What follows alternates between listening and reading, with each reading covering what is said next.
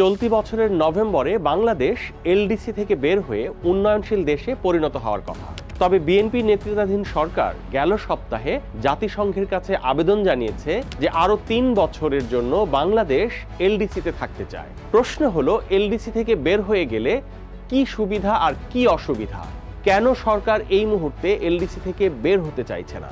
সরকার চাইলেই কি এলডিসির মধ্যে অন্তর্ভুক্ত থাকতে পারবে? Welcome to star explains. অর্থনৈতিক ও সামাজিক প্রেক্ষাপট বিবেচনা করে জাতিসংঘ উন্নয়নশীল এবং উন্নত এই দুই শ্রেণীতে সব দেশকে ভাগ করে থাকে। তবে উন্নয়নশীল দেশগুলোর মধ্যে যে দেশগুলো তুলনামূলক দুর্বল তাদের নিয়ে 1971 সালে স্বল্পোন্নত দেশের বা এলডিসির তালিকা করা হয়। 1975 সালে বাংলাদেশ প্রথমবারের মতো এলডিসির তালিকায় যুক্ত হয়। এলডিসিভুক্ত দেশ হওয়ার কারণে বাংলাদেশ এই মুহূর্তে বেশ কিছু সুবিধা পাচ্ছে। যদি বাংলাদেশ এলডিসি থেকে বের হয়ে যায় তাহলে এই সুবিধাগুলো আর পাবে না। কয়েকটি উদাহরণ দিচ্ছি। এলডিসি থেকে বের হলে সবচেয়ে বড় সমস্যায় পড়তে হবে রপ্তানি খাতকে। এলডিসি হিসেবে বাংলাদেশ অনেক দেশেই রপ্তানির ক্ষেত্রে শুল্ক বা কর না দিয়েই রপ্তানি করতে পারে। ফলে অন্য দেশগুলোর তুলনায় আমাদের রপ্তানিকারকরা ভালো করতে পারছে।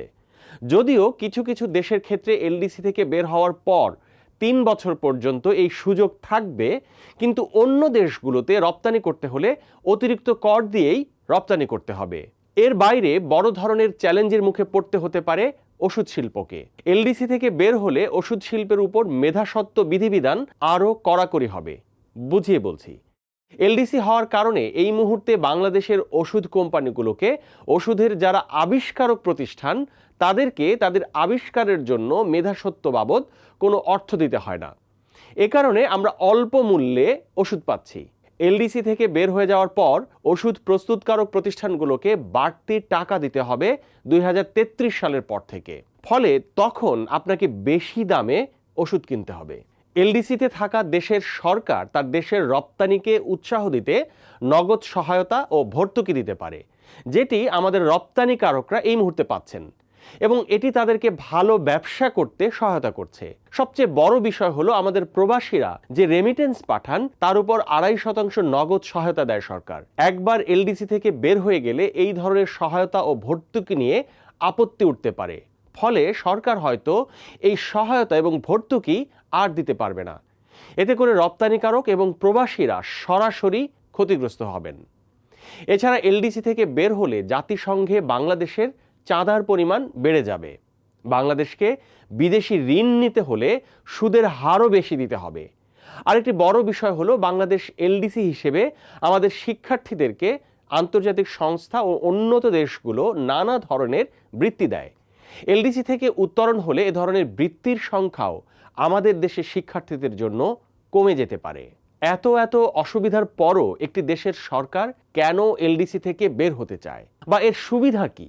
এর মূল কারণ হলো সম্মান। এলডিসি থেকে বের হলে প্রথমে যে লাভটি হবে তা হলো বাংলাদেশের ভাবমূর্তি উজ্জ্বল হবে। গরিব বা স্বল্পোন্নত দেশের যে তকমা সেটি আর থাকবে না। তাছাড়া অর্থনৈতিক সক্ষমতার কারণে বাংলাদেশ আন্তর্জাতিক ঋণদাতা সংস্থাগুলোর কাছ থেকে অনেক বেশি ঋণ নিতে পারবে, যদিও সুদের হার বেশি হবে। বিদেশি বিনিয়োগও বেশি আসতে পারে। এবার আসি যে সরকার কেন এই মুহূর্তে এলডিসি থেকে উত্তরণ চাইছে না সেই আলোচনায়। আওয়ামী লীগ সরকার ক্ষমতায় থাকা অবস্থায় ব্যবসায়ীরা এই বিষয়ে উচ্চবাচ্য করতে সংকোচ বোধ করলেও 5 আগস্টের পর থেকে তারা এই বিষয়ে জোর প্রচেষ্টা চালাচ্ছে। তাদের ভাষ্য হলো, বিগত আওয়ামী লীগ সরকারের সময়ে উত্তরণের সূচকগুলোতে ফুলিয়ে ফাঁপিয়ে তথ্য দেওয়া হয়েছে। এ অবস্থায় এ ধরনের তথ্যের উপর ভিত্তি করে এলডিসি থেকে বের হয়ে গেলে পরবর্তীতে দেশের অর্থনীতি বড় ধরনের সমস্যার মধ্যে পড়ে যাবে। এবার আসি সরকার জাতিসংঘকে যে যুক্তি দেখিয়েছে সেই আলোচনায়। সরকার বলছে 2018 সালে বাংলাদেশ 3টি ক্রাইটেরিয়া পূরণ করলেও এরপর প্রস্তুতিমূলক যে 5 বছর সময় পেয়েছে সে সময়ে নানা ধরনের চ্যালেঞ্জের কারণে সঠিকভাবে প্রস্তুতি নেওয়া সম্ভব হয়নি। এই চ্যালেঞ্জের মধ্যে রয়েছে করোনা মহামারী, রাশিয়া ইউক্রেনের যুদ্ধ এবং মধ্যপ্রাচ্যের অস্থিরতার কারণে বাংলাদেশের অর্থনীতিতে নেতিবাচক প্রভাব। তাছাড়া 5 আগস্ট সরকার পতনের পর দেশের ব্যাংকিং সেক্টরের নাজুক যে অবস্থা সেটি টের পাওয়া যাচ্ছে। এর বাইরে দেশের নিম্ন কর আদায় পরিস্থিতি, নিম্নগামী জিডিপি প্রবৃদ্ধি এবং তীব্র বেকারত্ব সমস্যার কারণে এলডিসি থেকে বের হওয়ার পর যে পরিস্থিতি দাঁড়াবে সেটি সামাল দেওয়া বেশ কঠিন হতে পারে। তাছাড়া আরেকটি বড় সমস্যা হলো বাংলাদেশের রপ্তানি খাত একটি প্রোডাক্ট অর্থাৎ পোশাক খাতের উপর নির্ভরশীল, আর এই খাত ব্যবসা করে খুব স্বল্প মুনাফায়। এ অবস্থায় বাড়তি করের মুখে পড়লে তাদের রপ্তানি ক্ষতিগ্রস্ত হতে পারে তথা গোটা অর্থনীতি সমস্যার মধ্যে পড়ে যেতে পারে। এবার আলোচনা করব এলডিসি থেকে উত্তরণ পেছানোর প্রক্রিয়াটা আসলে কি এবং বাংলাদেশ কি পারবে এই প্রক্রিয়া মেনে এলডিসি থেকে উত্তরণ 3 বছর পেছাতে। এলডিসি থেকে কোন দেশ বের হবে বা কোন দেশ রয়ে যাবে সেই বিষয়ে সুপারিশ করার জন্য জাতিসংঘের একটি কমিটি রয়েছে যেটিকে সিডিপি বলা হয়। 3 বছর পর পর এলডিসিভুক্ত দেশগুলোর 3টি বিষয় তারা মূল্যায়ন করে: মাথাপিছু আয়, মানব সম্পদ সূচক এবং জলবায়ু ও অর্থনৈতিক কোনো সমস্যায় একটি দেশের ভেঙে পড়ার আশঙ্কা কেমন সেটি দেখা হয়। যে কোনো দুটি সূচকে যোগ্যতা অর্জন করলে কিংবা শুধু মাথাপিছু আয় নির্দিষ্ট আয়ের চেয়ে দ্বিগুণ হলেই ওই দেশকে এলডিসি থেকে বের করে দেওয়া হয়। পরপর 2 বার ত্রিবার্ষিক মূল্যায়নে এসব মান অর্জন করলেই এলডিসি থেকে বের হওয়ার চূড়ান্ত সুপারিশ করে সিডিপি। এরপর ওই দেশকে প্রস্তুতির জন্য 3 বছর সময় দেওয়া হয়। 3 বছর পর জাতিসংঘের সাধারণ অধিবেশনে অনুমোদনের জন্য ওঠে। এরপর চূড়ান্তভাবে এলডিসি থেকে দেশটি উত্তরণ হয়ে যায়। এই প্রক্রিয়ায় এই দেশটির ইচ্ছা কিংবা অনিচ্ছার খুব একটা প্রভাব থাকে না। এবার আসি বাংলাদেশের আলোচনায়। বাংলাদেশ 2018 এবং 2021 সালের ত্রিবার্ষিক মূল্যায়নে 3টি মানদণ্ডেই উত্তীর্ণ হয়।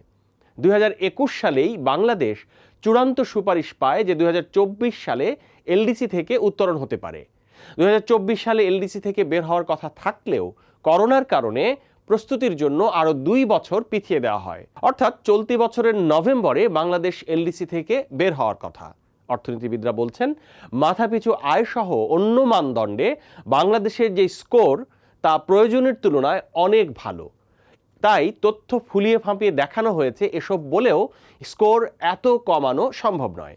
তাই এখন বাংলাদেশকে তাদের অর্থনীতিতে যে কাঠামোগত সমস্যা রয়েছে সেই তথ্যগুলো ভালোভাবে প্রদর্শন করতে হবে, যেমন দেশের ব্যাংকিং সেক্টরের করুণ অবস্থা কিংবা কর আহরণের নাজুক অবস্থা। এর পাশাপাশি কূটনৈতিক প্রচেষ্টা চালাতে হবে যেন জাতিসংঘে যখন ভোটাভুটি হবে সে সময় 51% ভোট বাংলাদেশের পক্ষে আসে। যদিও এই প্রক্রিয়াটি খুবই কঠিন, তবে বাংলাদেশ এলডিসি থেকে বের হওয়ার পর যে চ্যালেঞ্জের মুখে পড়বে তা বিবেচনায় সরকারকে এ বিষয়ে চেষ্টা চালাতে হবে। পাশাপাশি এলডিসি থেকে বের হলে যে পরিস্থিতির মধ্যে পড়তে হবে তা নিয়েও প্রস্তুতি নিতে হবে। ডেইলি স্টারের আপডেটেড নিউজ এবং ভিডিও পেতে আমাদের ইউটিউব চ্যানেলটি সাবস্ক্রাইব করুন, ফেসবুকে লাইক দিন, কমেন্ট করুন, শেয়ার করুন। সুস্থ থাকুন, ডেইলি স্টারের সঙ্গেই থাকুন।